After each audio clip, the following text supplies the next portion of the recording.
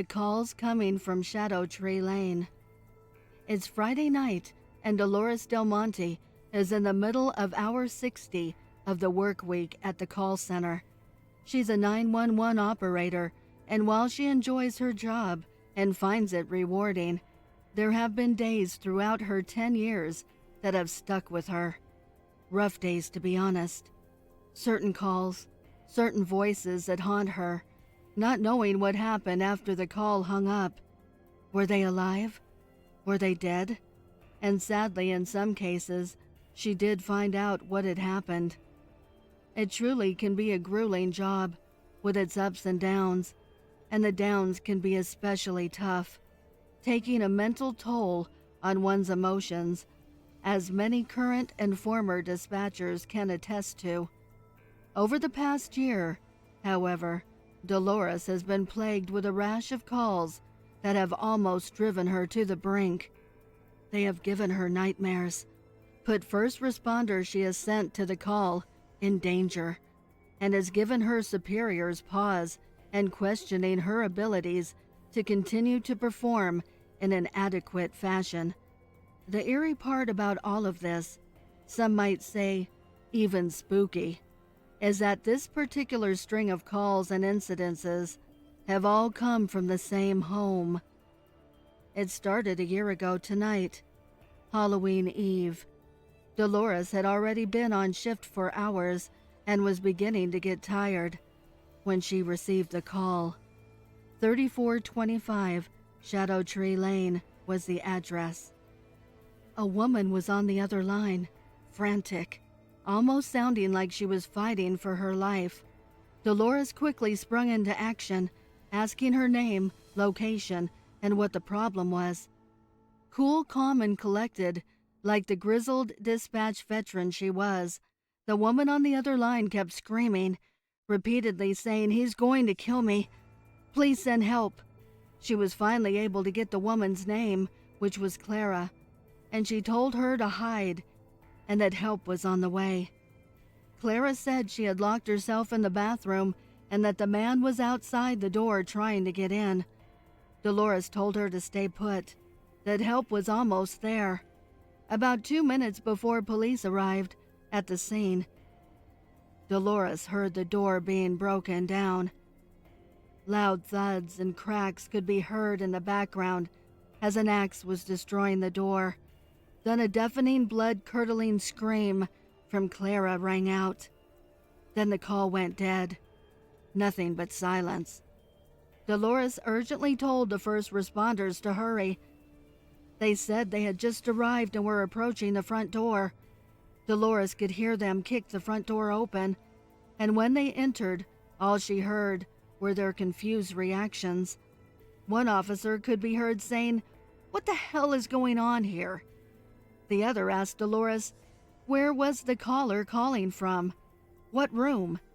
Dolores told him she had barricaded herself in the back bathroom, and to hurry because a man had just broken in. She heard the officers moving.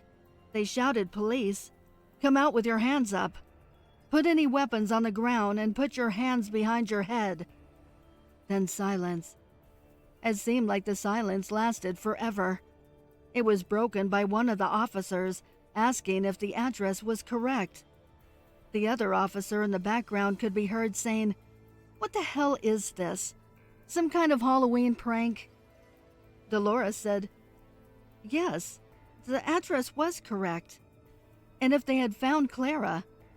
The officer sounded confused and responded, "The house was abandoned. They searched the entire home and no one was there." Dolores sat stunned. Then she heard the officer say it was probably a prank, then hung up. But she knew it wasn't a prank, and she knew the location was correct. That call haunted her for weeks, but sadly, that was just the first. The calls just kept getting worse and worse, with even injuries to first responders being sustained. There was nothing she could do. Every call kept coming from the home on Shadow Tree Lane, but every time the calls were responded to, the officers were met with a silence, of an abandoned home. A few officers even getting injured by falling debris from the home being as old as it was. The calls Dolores received from the location ranged from children in distress to domestic disturbances, murders, heart attacks, all horrific and all that continue to haunt her to this day. The voices that called out to her for help, she can still hear when she closes her eyes to go to bed. The house has been abandoned for years, yet no one knows why calls are still coming from the property. There's no electricity, and the phone lines haven't been connected with the phone company in ages. Paramedics and police stopped responding after multiple first responders were injured because of the old, dilapidated house. Dolores in her free time researched the property's history, trying to give herself some peace of mind, and what she uncovered was quite disturbing. In 1962, the original owners, Mark and Clara Downs, moved into the home. Not long after Mark horrifically murdered Clara while she was on the phone to police. Dolores's eyes widened when she read the name Clara. That was her. She just knew it. But how? She's been dead for decades. Then Dolores continued down the list of owners and their families, and she realized she had received calls from multiple individuals on that list, even though they had all died horrific deaths. There had already been rumors that the house was haunted, jokes being made around the office and by the responders alike, hesitant whispers hoping it not to be true, not wanting to speak it into existence. But with this new information, Dolores knew it to be true. The home on Shadow Tree Lane was and is most definitely haunted. So if you're on duty and you receive a call coming from the house on Shadow Tree Lane, please hang up the call. I'm terrified of what might be on the other side. Am I wrong for not opening the door? By milkteadevotee. Fresh bodies lay outside. I passed them on my way in, but because of my pursuers, I could only glance. Slamming the door shut behind me, I quickly began moving furniture to barricade myself in. An old church acts as my current safe haven, its thin and deteriorating walls providing just enough protection. I've taken solace in the fact that no one else seemed to be in the area just yet. I had been sifting through the remnants of a general store earlier when the horde jumped on me. I should have been paying more attention, but I was so excited to have finally found something that I didn't hear the slick sounds of bloodied feet dragging across the tile until it was too late. Narrowly dodging being bitten by sheer luck, I stumbled out of there alive. I'm now reading on the pew that I've turned into a makeshift bed, looking up towards the door between pages.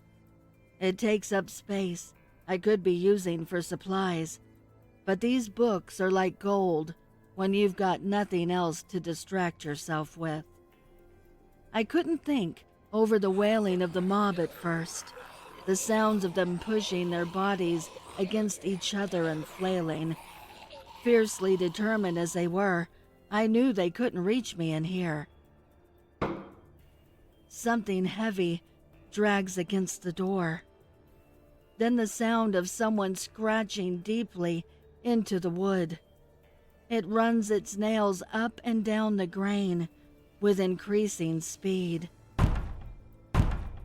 The unmistakable sound of a fist rasping against wood fills my ears. I stare at the door, clutching my knife as tight as my shaky hands allow.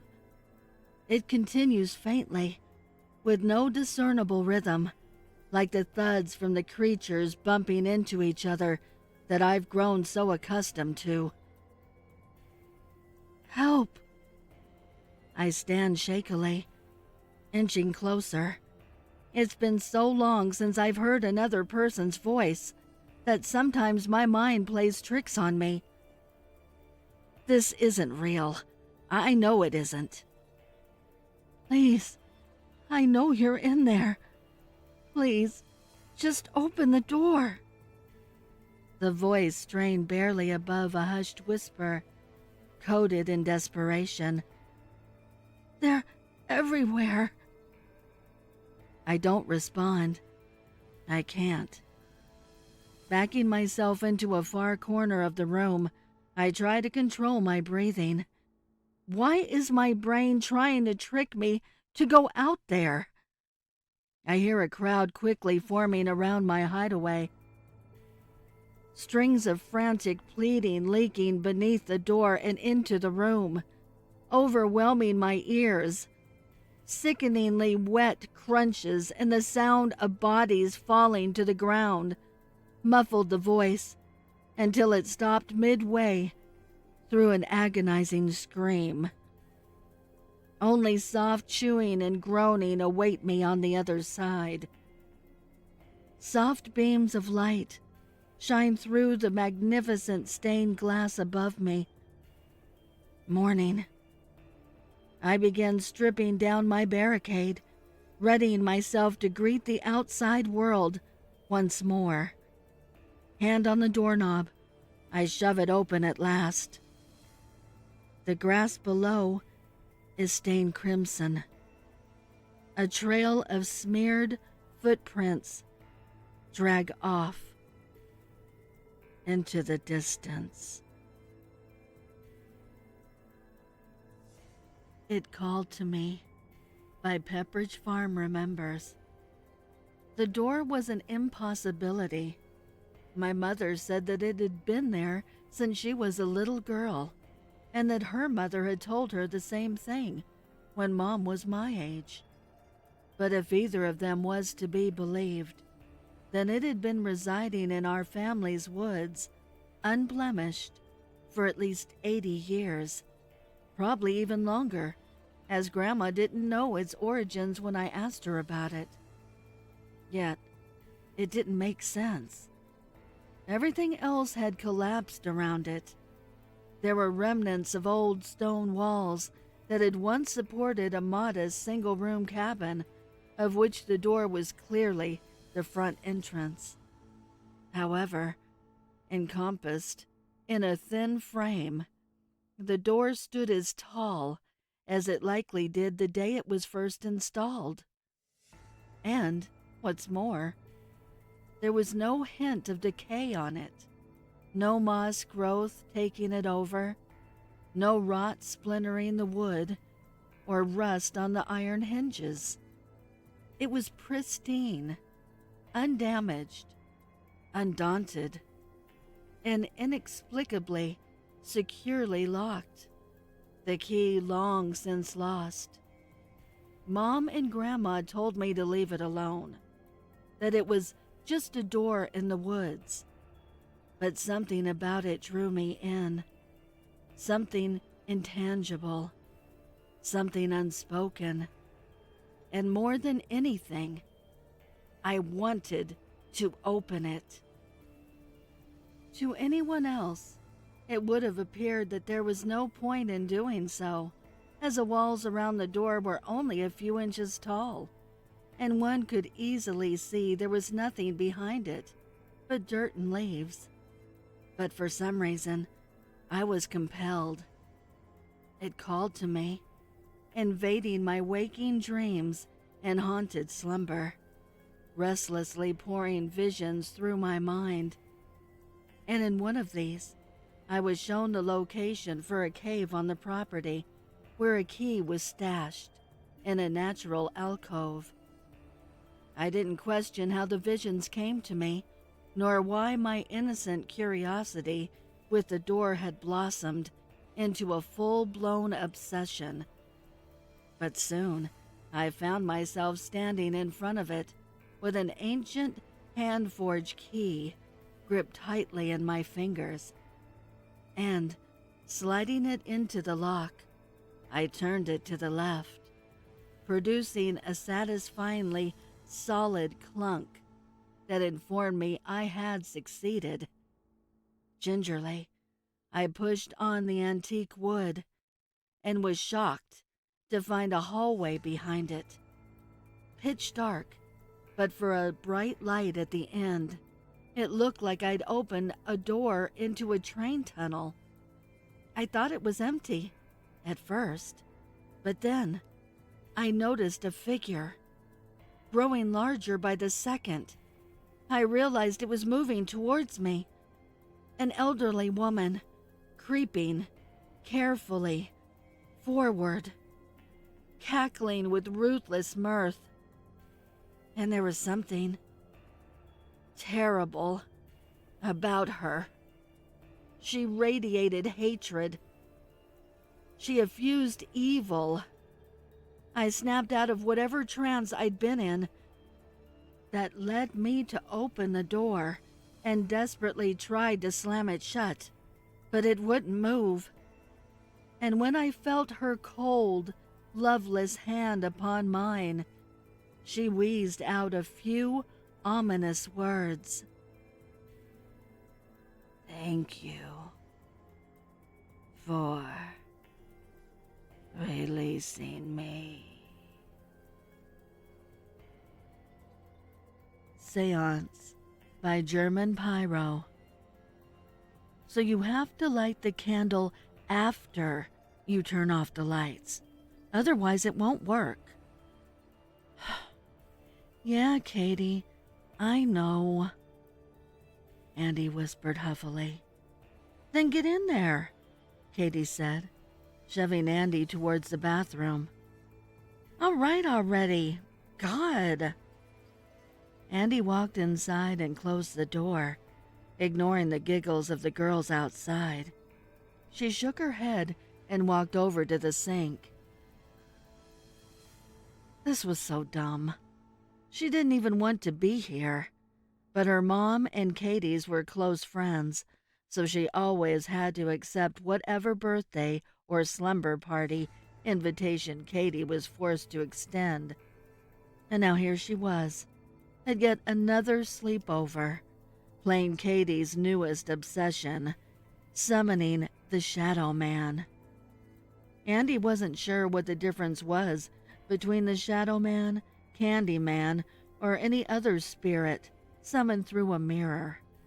Probably nothing. She sighed and turned off the lights, lighting the candle. Ready? The giggling outside intensified before slowly quieting down. Then the chanting started. Shadow Man, Shadow Man, he hates the day. Shadow Man, Shadow Man, come out and play. As each verse ended, their voices grew louder, more expectant. Andy began counting. They were supposed to chant 4 times and then knock, inviting the Shadow Man in. That was the theory anyway. Shadow Man, Shadow Man, he hates the day. They were almost yelling now. Andy gripped the candle and waited. One more verse to go. Despite herself, she was actually growing nervous. She knew it was nonsense, but standing in the dark, looking at her wide-eyed reflection, distorted by the flame, Andy felt a shiver run down her spine. Shadow Man, Shadow Man, come out and play! The girls finished before there was a loud knock on the door. Andy held her breath and waited. Outside was completely silent. She leaned forward a bit as the candle wavered. Surely that was just her imagination. Another knock rang through the bathroom. Andy yelped and jumped back. Now the knocks were more like bangs, quick and insistent. Dropping the candle, Andy began to twist the door handle, but it was no use. It wouldn't open. "Guys, this isn't funny. Let me out!" Andy begged, trying to fight back tears. A pair of hands reached out from behind and grabbed her. Andy screamed, throwing all her weight against the door, crashing out to raucous laughter. Scared and confused, she looked behind her to see Nell doubled over in stitches, the shower curtain flung wide open from where she had been hiding. "That's not funny," Andy shouted, pushing away from everyone. "Oh, come on. Don't wet yourself," Katie chuckled. "Besides, you should have seen your face. Priceless." Andy stopped, her shoulders hunched, shivering. The other girls brushed past her, back to the living room, unconcerned. As Katie walked by, she glanced over at Andy and stopped. She was smiling, but it was more of a grimace than a smile. "Andy, no hard feelings, yeah?" Katie said nervously. A shadow passed over Andy's face as she looked up into Katie's eyes. "Of course not.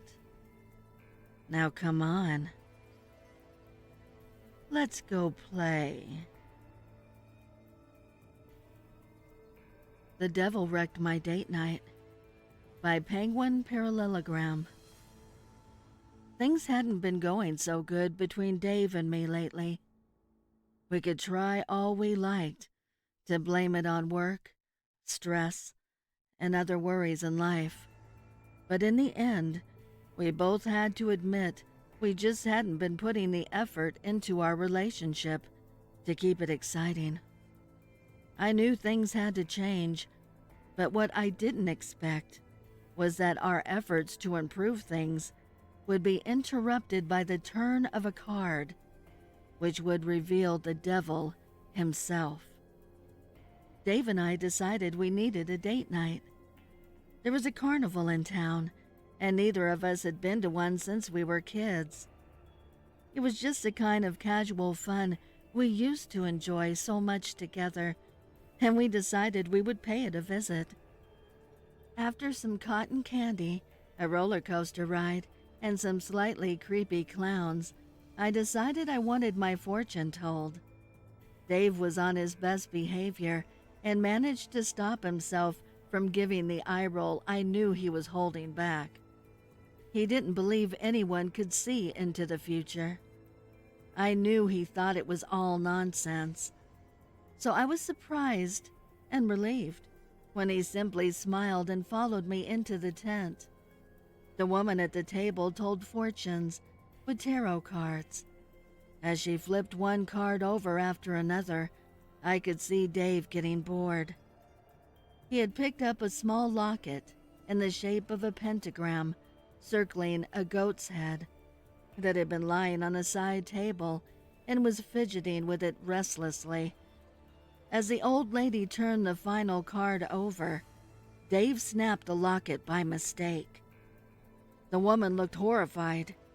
The look of horror gave way to one of fear. "That locket was cursed," she said. "My cards tell me that by breaking it, you have invited evil into your life." She pointed at the card she had just turned over and said, "I fear this card is for you." It was the devil. Even I thought this was ridiculous. Probably the kind of cheap trick she does to scare all her customers. We left the tent and tried to forget the troubling episode and enjoy the other distractions the carnival offered. After some fairground games and a couple of delicious hot dogs, we had forgotten all about it and were feeling ready to go home. When we got into the house, Dave had a surprise for me He led me to the bedroom and asked me to put a blindfold on. We had never tried this before. With the blindfold on, I couldn't see a thing. It was thrilling. "Oh, Dave," I squealed with delight. "What are you gonna do to me?" The room felt like it was getting hotter by the minute. I felt a hand touch me. It was burning hot. Suddenly, a strange voice spoke. "I am not Dave. I am the devil." The Scarecrow's Smile by PenguinParallelogram. I have made a friend out in the fields. His name is Scarecrow. He wears a raggedy old blue jacket and a big black hat. I like his hat. It suits him, but I think it would suit me better. I tried to steal it from him once, but he got mad and chased me until I gave it back. Every day I stop by where he stands and pay him a visit.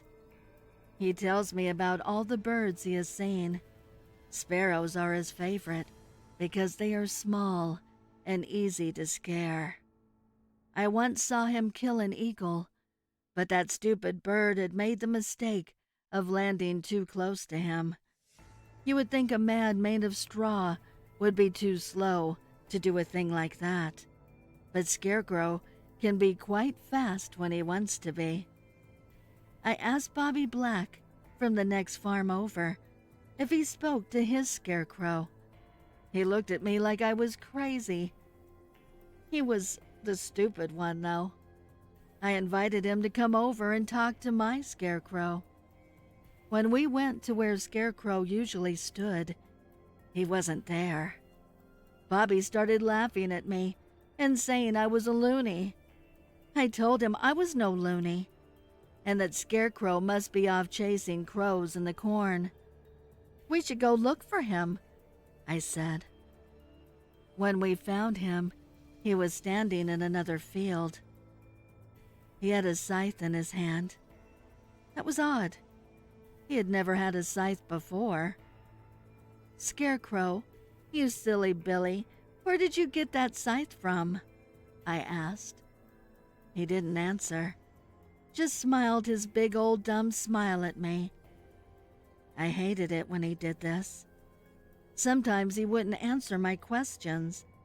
It was embarrassing to have it happen in front of Bobby, who doubled over in laughter. He danced around me and called me crazy some more. Scarecrow did not like this, not one little bit. He lurched towards Bobby and swung the scythe down in the direction of his head. Bobby ducked just in time to avoid decapitation. "No, Scarecrow," I cried. "Bobby is not a bird." But Scarecrow didn't seem to care what Bobby was. He was having too much fun playing chase with him. I lost sight of the two of them as they raced through the corn rows. Scarecrow was laughing that loud, goofy laugh of his. He always sounds like a breeze through barley when he laughs. I followed the sound, and when I caught up to him, I could tell they had had a great time. Bobby wasn't laughing anymore, on account of his head being chopped off from his neck. But I knew that before he died, he'd have been happy to realize I was right, and that Scarecrow was real. Scarecrow stood still. The bloody scythe was still in his hand, and he was grinning from ear to ear. I had never seen him so happy.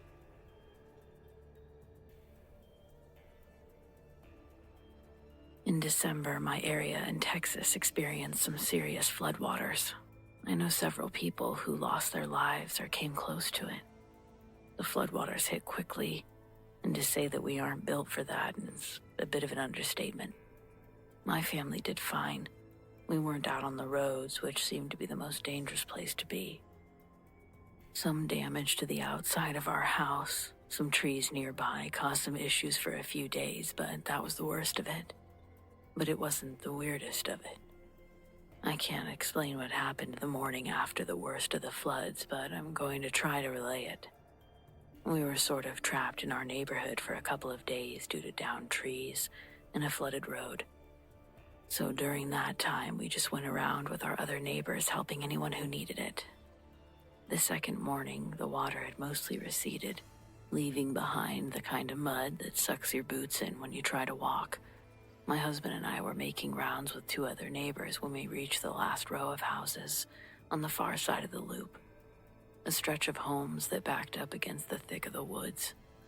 One of the houses there had been hit especially hard. Debris clung to the front fence, and the windows on the lower floor were blown out. And that's when we heard it. Help. It was faint but urgent, a voice definitely human, crying out from inside the house. We all froze, and then it came again. Help. Clearer this time. Multiple voices maybe, begging, pleading. My stomach dropped. The four of us rushed to the door and tried it, but it was swollen shut from the water. My neighbor Tim kicked it in, and we charged inside expecting to find people trapped or hurt. But there was no one. The house was completely empty. Furniture overturned, water lines creeping up the walls, mud smeared across the floor, but no signs of life.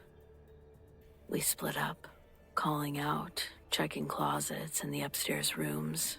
Nothing. The house was dead quiet, and yet we all swore that we heard it. Not just me, all of us. Same direction, same voices.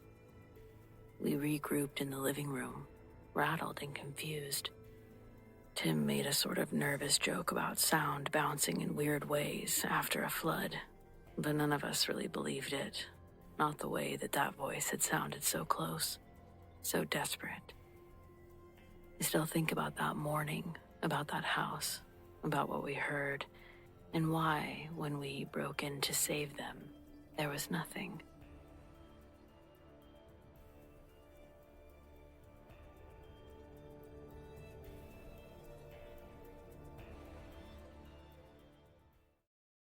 I would like to give a heartfelt thank you to the special friends of the channel for your overwhelming generosity. If you would like to support the channel, the link is below in the description. Also, please send me your stories and poems to duchessofdarkness27@gmail.com. You can also find me on Instagram at duchess.ofdarkness and Twitter at duchessofdarkn2. I want to thank all my listeners for your kindness, your encouragement, and your support. It means the world to me. Thank you for joining me. Until next time.